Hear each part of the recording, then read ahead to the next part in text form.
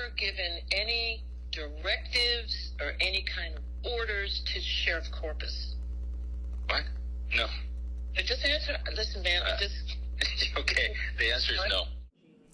A sharp exchange between a retired judge and the chief of staff to San Mateo County Sheriff Christina Corpus. The ABC7 News I-Team has obtained the recordings of a 2-hour-plus interview that led to a scathing report and calls for the sheriff to resign. And now that recording is raising questions about how the judge carried out her investigation. Dan Noyes is here with the story you'll only see on 7. Well, Julian and Dan, I compared that recording to the transcript included in this massive report by retired Judge LaDoris Cordell and discovered she left out 29 pages of the transcript and made one basic yet very important mistake. Before going to work as Sheriff Corpus's chief of staff, Victor I&J had a long career in real estate and a private security business. In an interview last month, I&J told me once he went to work at the sheriff's office, he stopped those outside jobs. Everybody knows that when I started the sheriff's office from the first day there wasn't even room to breathe. We worked around the clock, 7 days a week. Are you doing outside work now? No, I'm not. That's the same thing he told retired Judge LaDoris Cordell, who was hired to investigate the sheriff's office at the request of County Executive Mike Callaghy.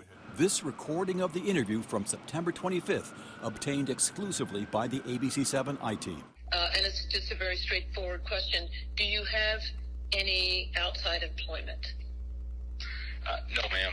I&J explained he still has his real estate and private investigator licenses, but that the sheriff's office demanded too much of his time to work anywhere else. And by the time I took my position, I'm basically doing the job of 3 people here. I stopped doing everything altogether. Got it. Still, in her final report, Judge Cordell concluded that I&J broke sheriff's office rules by having outside employment that has not been approved. She cited his LinkedIn profile that says his real estate and private security careers continue to the present day. And she quoted an anonymous employee who said I&J was out showing houses one day this year. What's your response to that? That's absurd. I didn't do any business.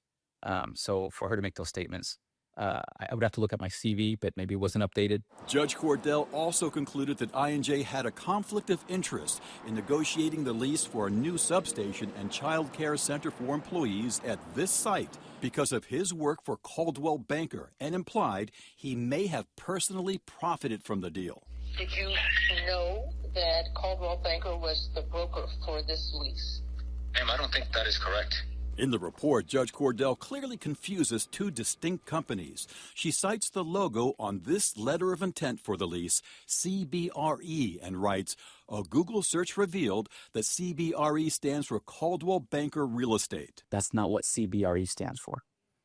CBRE stands for CB Richard Ellis. Do your own online search and you'll find that Coldwell Banker, a regional residential and commercial real estate firm, and CB Richard Ellis, a global commercial real estate Goliath that's on the Fortune 500, share their beginnings in 1906 San Francisco, but they haven't been associated in decades. In the report, the judge insisted that I&J must have known the CBRE broker on the property, even though I&J denied it. And did you know Mr. McSweeney before that walkthrough? I've never met Mr. McSweeney before in my life before that day. The judge never bothered to contact the broker from CBRE, Bob McSweeney. I texted him, and he quickly confirmed, totally different companies do not know Victor. And I wish there were more steps that were taken to verify some information, because I feel that even the agent involved got kind of smeared on this one a little bit. I've emailed Judge Cordell several times about those mistakes. She's usually responsive when I contact her, but not this time.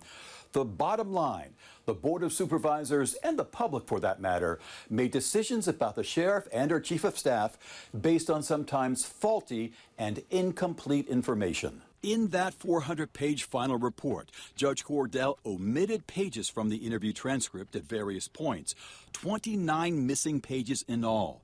Might be a coincidence, but the missing pages that the supervisors and the public never saw include some of Victor I&J's strongest denials. Page 49 is missing, but here's the recording. And just for the record, man, because I want to make sure that it's understood. I've never, in any capacity or by myself, and I've never benefited from any deals or been representing myself as a broker or an agent at all whatsoever. Judge Cordell also concluded that I&J and the sheriff may have committed a misdemeanor crime because of his gold badge with Chief of Staff Rocker, quote, allowing him to impersonate a full-time salaried sworn employee with full police powers. You won't find most of I&J's response in the report because of missing pages, but here's the recording. Does your gold badge look like the badge of a sworn personnel? Can I bring a little bit more clarity into this? Please. So all sworn personnel and civilian staff have gold badges. It's true that the civilian director of the forensics lab has a gold sheriff's badge.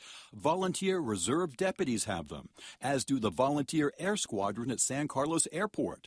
That's former sheriffs Greg Monks and Carlos Bolanos in the middle. And Deputy Victor, I&J. That's me. I&J has also been a sworn reserve deputy in the department for 17 years. She should have checked.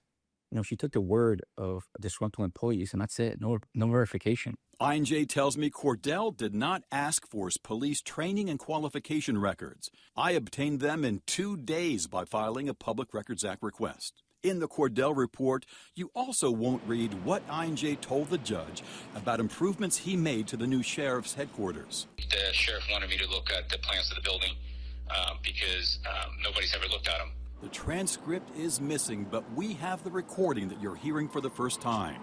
I&J was shocked to find a terrible lack of security at the building. No key card readers, no cameras, no safety doors or metal detectors. We had to add an additional $750,000 of security features to the building in order to make it safe for the employees. And that's only because you spotted it and brought it to their attention? Yes, ma'am. I'm not here to toot my own horn, but yes, that is, I know construction, and it was missing, and it was an oversight.